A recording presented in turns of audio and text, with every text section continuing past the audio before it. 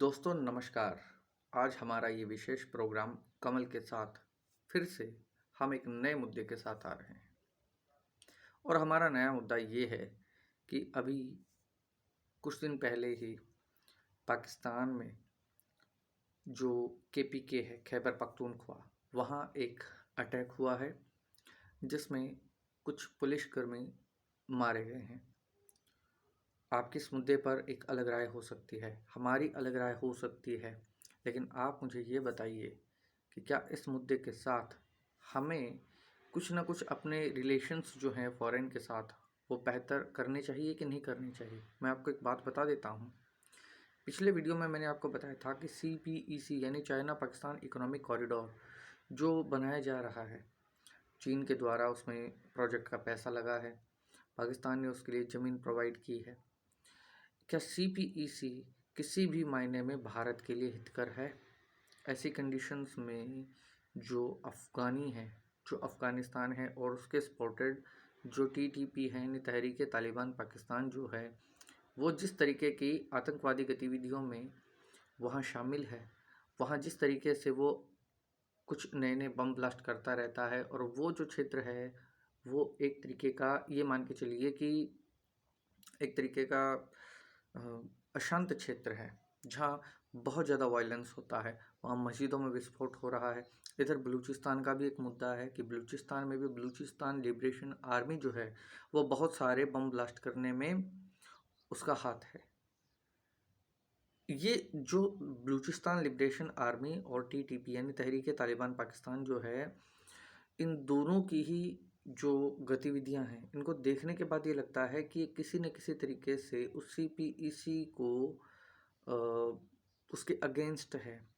वो चाहते हैं कि पाकिस्तान में जो चाइना की प्रेजेंस है वो ना हो, और वैसे भारत के लिए हितकर ही है, गलत नहीं है किसी भी एंगल से ये भारत के लिए कि उस प्रोजेक्ट में जितना डिले हो या वो प्रोजेक्ट कंप्लीट ही ना हो, ये भारत के लिए ही ठीक है। क्योंकि CPEC जो है वो POK से भी होकर भी गुजरेगा, और POK से होकर गुजरने का मतलब ये हो गया कि ये POK जो है वो इंडियन जो रूल्स हैं, भारतीय जो नियम हैं, जो संसद द्वारा जिसे हमने प्रस्ताव को स्वीकार किया है 90 के दशक में, जिसमें हमने माना कि POK जो है वो भारत का अभिन्न भाग है, और उस POK को हम जब भी समय मिलेगा, जब भी हमारे अंदर ये क्षमता होगी, हम उस POK पर हमला करके उसको दोबारा भारत की मुख्य भूमि से मिलाएंगे।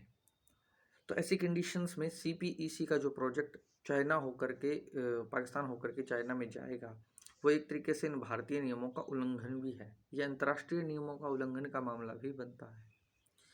यहाँ S जयशंकर साहब ने एक बात कही थी, और वो बात ये थी कि भारत और चीन के साथ जब युद्ध हुआ था, चीन के साथ जब भारत का युद्ध हुआ था, तो उस युद्ध के अंदर अक्साई चीन का एक बड़ा क्षेत्र जो था वो चीन ने अपने कब्जे में ले लिया था। और आज जब यूक्रेन पर रशिया अटैक करके उसके कुछ हिस्से कब्जाना चाहता है, तो दुनिया इतनी बोल रही है। लेकिन जब युद्ध हमारा भी था, हमारे भी कुछ क्षेत्र पर कब्जा किया गया था, तब ये सारी दुनिया चुप थी।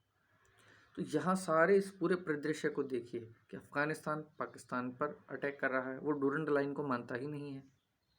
जो अफ़गानिस्तान और पाकिस्तान के बीच में है, उस डूरंड लाइन को पाकिस्तान जो है अफ़गानिस्तान जो है वो मानता ही नहीं।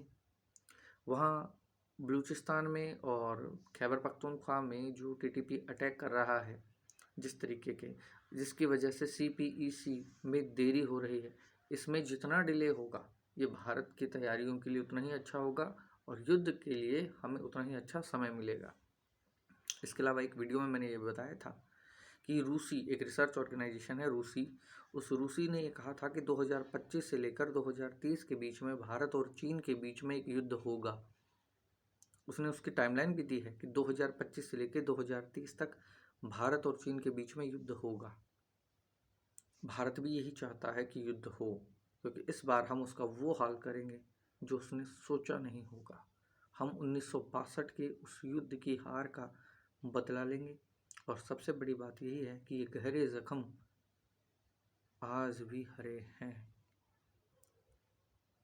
इसलिए मैं आपसे कहना चाहता हूँ कि भविष्य में हमें एक युद्ध लड़ना है, और युद्ध लड़ने के लिए एक स्थायी सरकार का होना आवश्यक है। अब वो स्थायी सरकार किसके नेतृत्व में हो या किसके नेतृत्व में ना हो, वो आप सोचिए, आप जाने, आपका काम जाने। धन्यवाद। बने रहिए कमल के साथ के चैनल पे और हमें सहयोग कीजिए, सपोर्ट कीजिए, सब्सक्राइब कीजिए, लाइक कीजिए, शेयर कीजिए और नीचे कमेंट बॉक्स पर जाइए, कमेंट कीजिए और हमें सपोर्ट कीजिए।